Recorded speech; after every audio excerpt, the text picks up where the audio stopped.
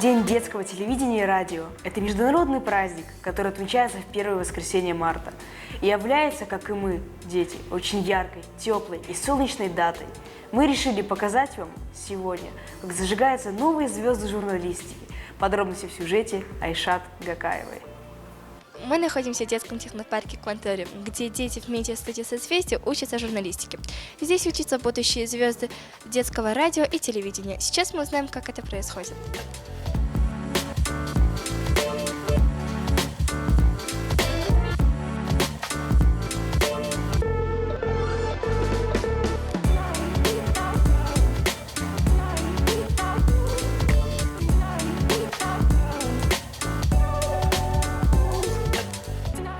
Студии обучаем журналистике, технике съемки фото, видео и монтажу. На самом деле каждому ребенку известно все вместе, они хотят и знать журналистику, и работать в этой сфере. Уже забегая намного вперед, они спрашивают про фильмы, как снимать фильмы. Хадижа, почему ты выбрала именно журналистику?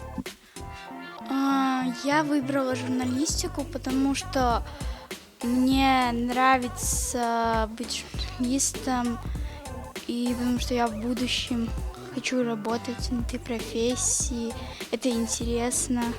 А что тебе больше всего нравится в обучении здесь? Мне нравится быть корреспондентом, брать интервью, быть ведущим.